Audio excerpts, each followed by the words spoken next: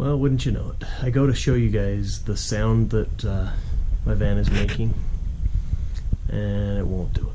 So the symptoms that I'm having are when I go on road trips, the power steering pump starts to whine. You stop, you start to turn the wheel a little bit, and it just whines and whines each time you try to turn the wheel. So this video is about fixing a whining power steering pump. So check it out, let's do it.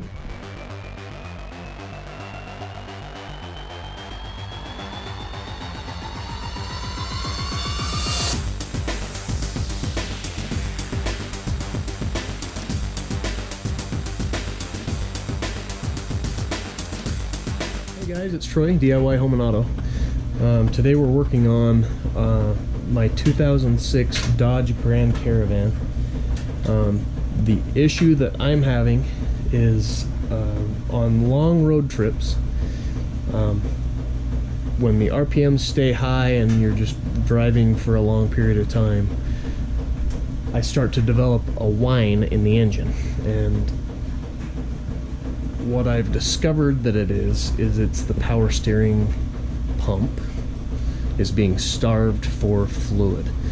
And the way I determined that was, at first I was afraid it was the engine. From inside the cab, when we would pull off the freeway and come to a stop, there was just this noticeable whine, and you could actually hear it over the radio, and I was very concerned that it was something in the engine. You could rev the engine, you know, to pull away from the stop sign or whatever, and that sound would rev with the engine and then go back down when the engine calmed back down again, when the RPMs went down. I was very concerned it was something in the engine. When we got home, I pulled it into the garage, I popped the hood, and the sound I was having was coming from way back behind. I couldn't tell if it was in the engine or behind. I had my wife turn the steering wheel, and that whine it was bad. So I got looking a little closer, and this is the power steering reservoir, and it sits right here. And in doing some research online, I discovered that this is a fairly common problem.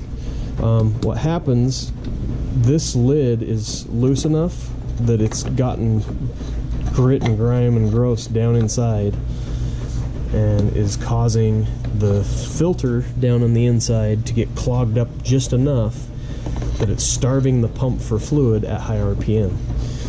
Around town, no problem whatsoever, but on the freeway for extended periods of time is when it starts to happen.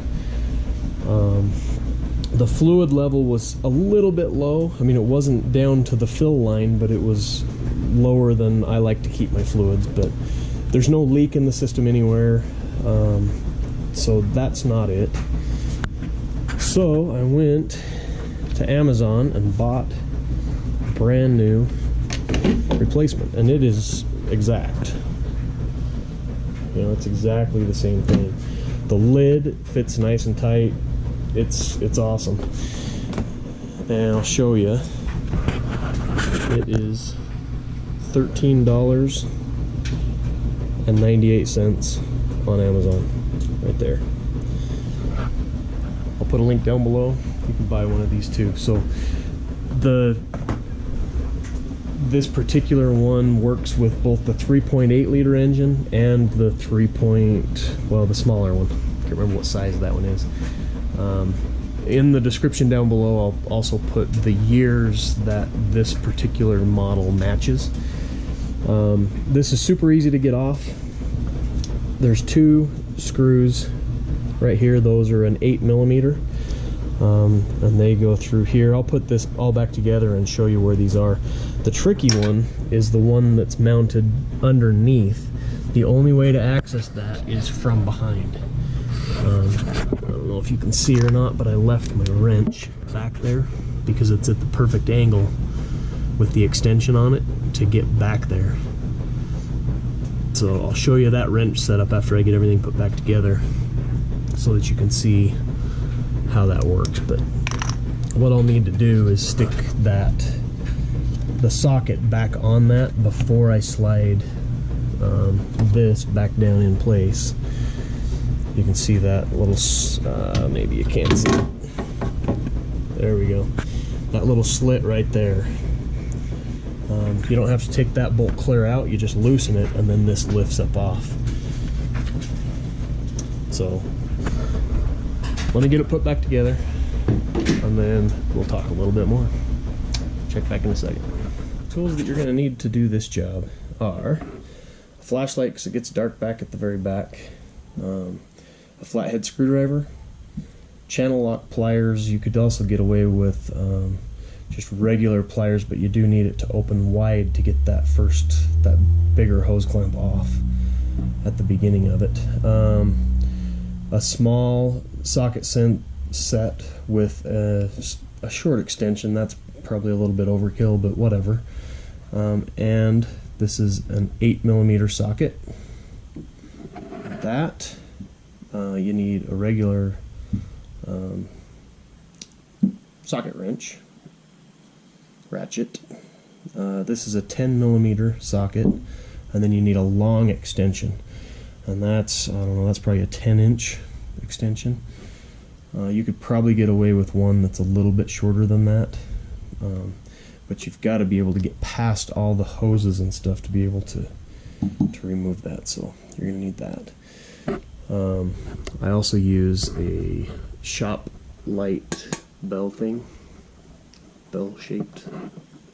light with a clamp on it so that I can see, and an extension cord to plug it in.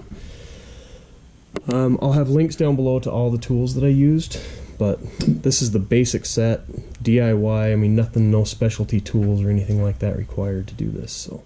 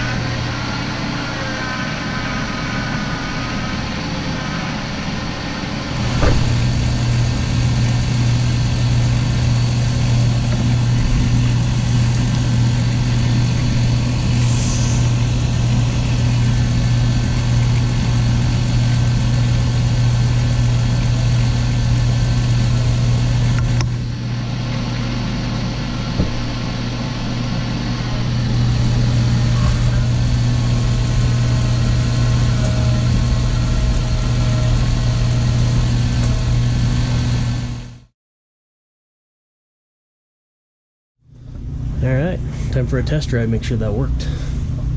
I'm going to take it on a fairly long ride. Well, I'm not going on any road trip or anything, but I'm going to go maybe 5 miles down a highway and 5 miles back, and see if that sound comes back. So let's put this thing all back together, go for a spin.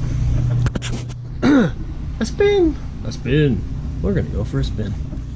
Alright, so after about a 15-mile road trip, calling this fixed. That power steering pump is so much quieter now. It's before it was just a whine, a high-pitched whine. I mean, you've probably heard. In fact, if you're watching this video, you've definitely heard it. It's probably happening to your vehicle right now. It's a cheap fix, 14-15 bucks for a new reservoir. Has a built-in filter inside of it, and that filter can get clogged, and it just starts to slow down the movement of the fluid, starving the pump for fluid, and it just causes strain, and that's what that sound is that you hear. So try that.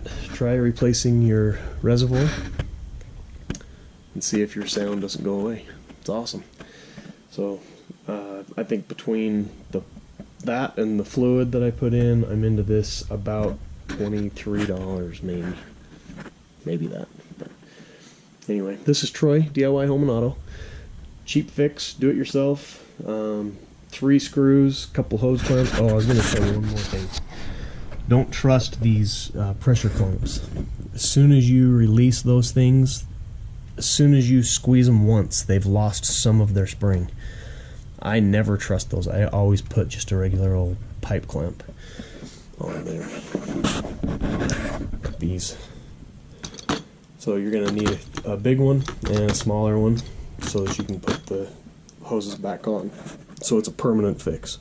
You don't want any leaks. So do that. Don't try to cut corners and you'll end up with a leak and you'll be stranded somewhere. Bad idea. A couple extra bucks and you're good forever. I checked mine. I've got no leaks whatsoever. Good to go. Fluid's staying full. It's fixed.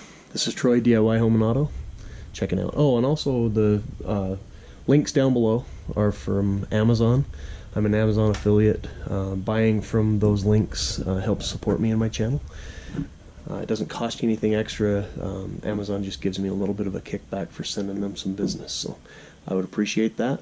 Be sure and like my video, share it if you feel so inclined, and check out some of my other stuff. I've got some cool stuff out there, so another cool stuff in the works, so be sure and subscribe. Talk to you guys soon. Thanks.